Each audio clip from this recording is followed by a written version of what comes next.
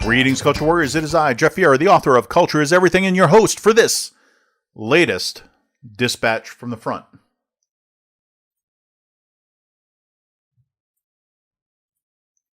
This story, courtesy of foxbusiness.com. Facebook paying users to delete accounts ahead of November. The company expects 200,000 to 400,000 users to participate in its new research project. Facebook is paying some users to deactivate their accounts up to 6 weeks before the 2020 presidential election, according to screenshots from Washington Post reporter Elizabeth Dwoskin. And I can let you know that this correspondent was offered that opportunity from Mark Zuckerberg and Facebook. Why? We'll see. The effort is part of a new research project Facebook announced in an August 31st blog post to better understand the impact of Facebook and Instagram on key political attitudes and behaviors during the U.S. 2020 elections. We'd like to know how much you'd need to be paid for deactivating your Instagram account in late September for either 1 week or 6 weeks, an Instagram notice to users reads in a screenshot Dwoskin posted to Twitter. To participate, you must be willing to deactivate your account for both time periods and not use Instagram during that time. The screenshot shows user survey answer options that include $10 per week, $15 a week, $20 a week. The notice adds that participants who choose to deactivate their accounts for 1 to 6 weeks will have the opportunity to take a survey after the election and be paid for doing so. Users will be asked to complete the survey before reactivating their accounts. Facebook did not immediately respond to an inquiry from Fox Business asking to confirm that effort. The purpose of the initiative and subsequent survey is likely an attempt from the tech giant to determine how Facebook activity could impact or not impact voter decisions. As cybersecurity expert Alex Stamos pointed out in reply to Dwoskin, the participants could act as a control group for the researchers. The social media giant, which came under fire after the 2016 presidential election for not taking enough immediate action against Facebook pages and groups run by foreign troll farms trying to undermine U.S. politics, said in its August 31st blog post that the research is part of its effort to protect elections.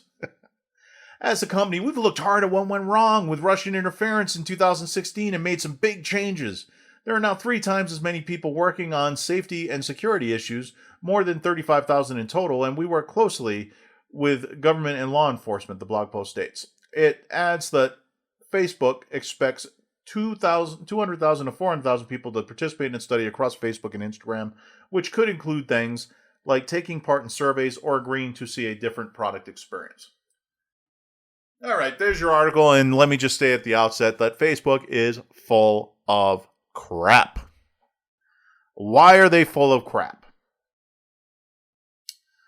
Well, they're full of crap on a number of scores. Number one is the notion that in 2016, foreign, read Russian troll farms threw the election to one Donald Trump, rather than, say, crooked Hillary Clinton looking as though she was about to fall over, having to be carried up and down steps, and then being so low energy and so arrogant that she didn't even campaign in key battleground states such as Wisconsin. All of that probably had a little more to do with the election. Not to mention Clinton's rather checkered legal background, the awful thing that she did in Benghazi and then blamed on a Christian citizen of the United States, sending him back to jail, by the way. All those wonderful things resulted in her being a rather revolting candidate.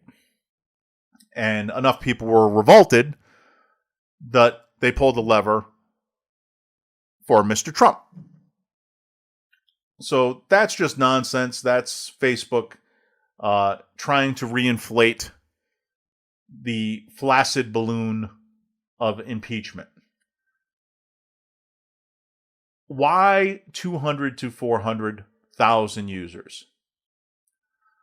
Look, as a statistician, I can tell you, you don't need 200 to 400,000 of anything. When you take a sample size, as long as the sample is truly random. In the event that you're looking to stratify it, you have to have sufficient amount for the strata you're interested in. But generally speaking, to get a reasonable confidence interval on something the size of, say, the United States population, but of course you're not talking the whole United States population, you're talking on voting age populations, right? And then when you talk voting age populations, it doesn't do you much good to exclude people who don't vote, does it? No, you're looking for likely voters, right? And then Facebook has made very clear that they are on the side of one political party, the Democrat Party. Facebook is a Democrat company. They made this very clear. So you don't want to disincentivize Democrats from voting, do you? I mean, you need every Democrat, right? So that 200 to 400,000, who do you think they're trying to get to unplug from Facebook? Well, before you answer that, let me present another reality to you.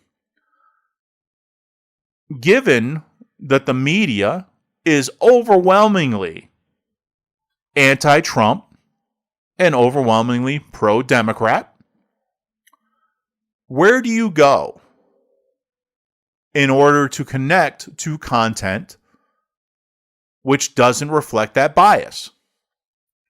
Where do you go to find out things such as the fact that in the last couple of months, there have been a number of sex trafficking rings featuring children broken up in the United States? Well, that wasn't covered in the left-wing media. So where do you go to know that such things occur? Well, you use social media, such as Facebook.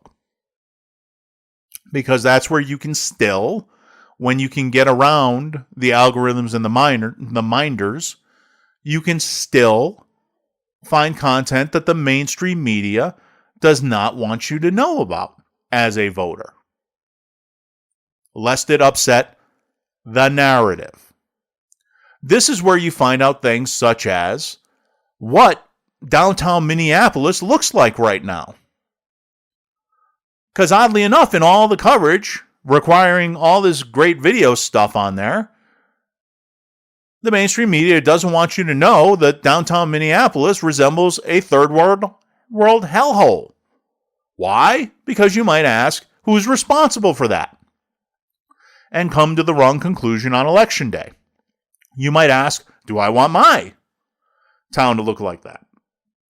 And draw the wrong conclusion on election day.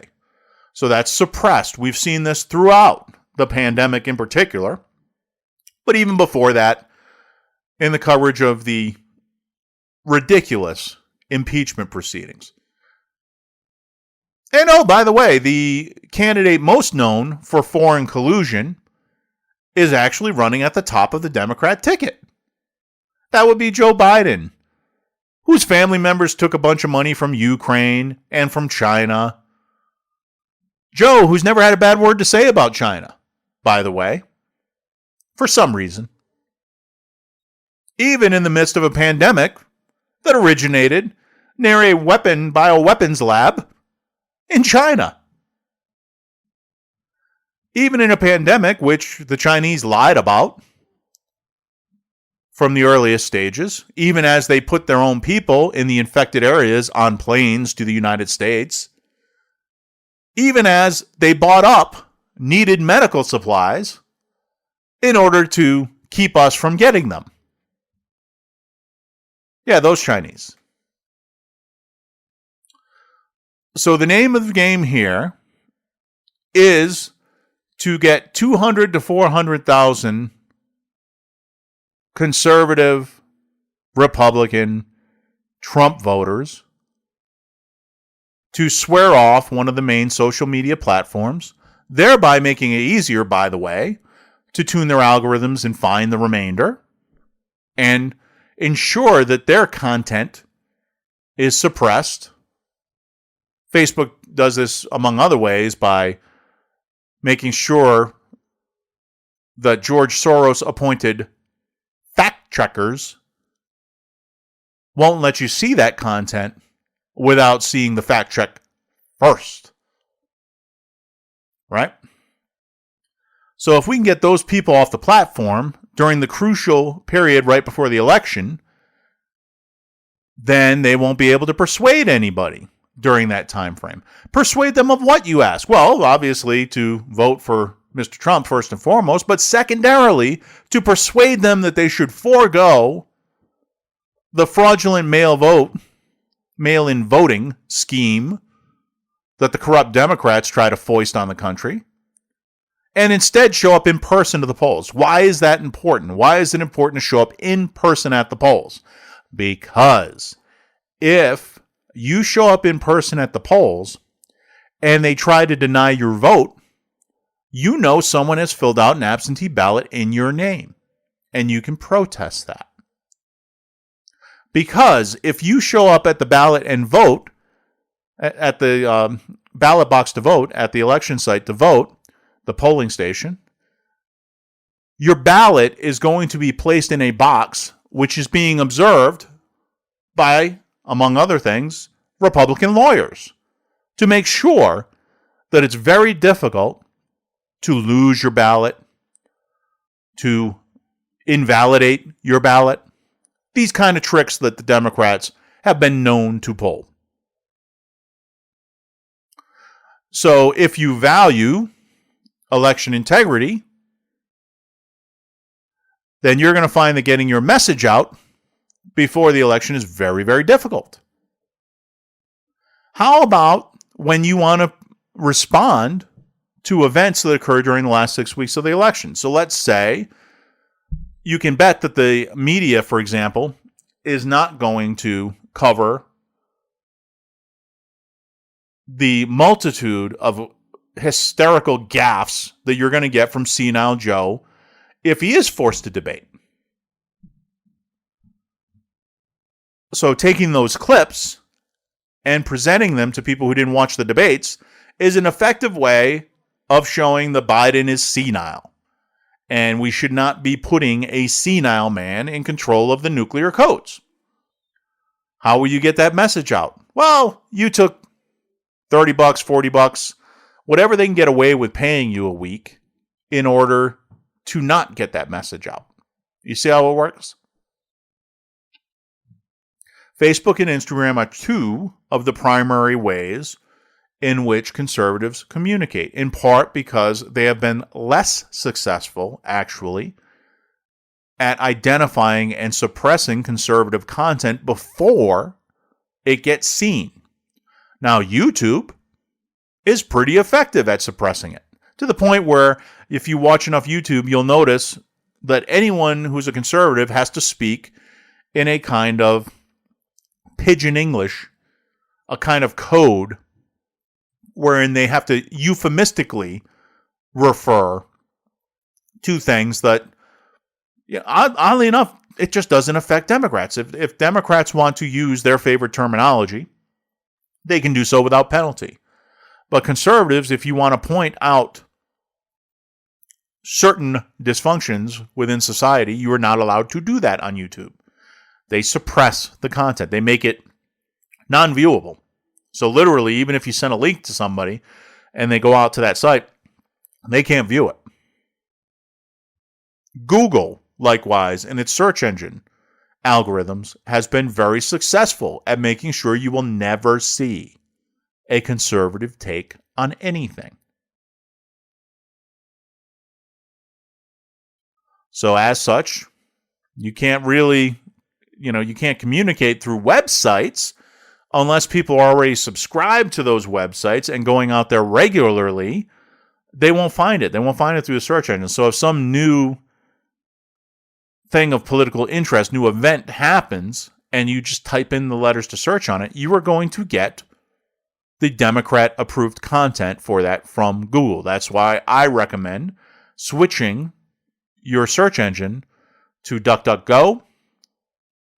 DuckDuckGo in particular is fair. And I know for a fact I can find things that I can't find through Google through DuckDuckGo. But these are the kind of things that we, who hold to the traditional American values, have to go through just to get information from the internet that we built. It was built to make information easier to share. It was not built to empower censors and socialists. But here we have it. And so now we have an interesting experiment. By the way, if you had to pay $25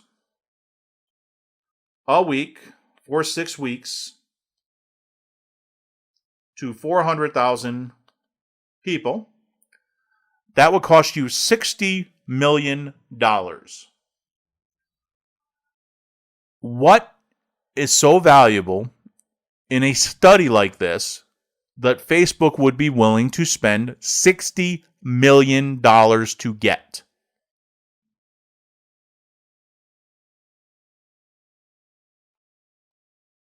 That is the question you ought to be asking yourself. And I'm not going to answer it for you. I have a pretty good idea. But having faith in the listeners to this program, I'll let you suss that out for yourself. What I would say is this. Now, the one time I will not jump off Facebook, having deactivated my own account a number of times, just to prevent Mark Zuckerberg from getting any money out of it. The one time I will not disable my account is this period up through the election. And I'm going to redouble my own efforts through my Facebook account to make sure that information that otherwise isn't getting presented to the voting public is at least available to my Facebook friends. And I recommend that all of you do the same. Because Mark Zuckerberg can take his $60 million and stick it where the sun don't shine. Thanks, and have a great day.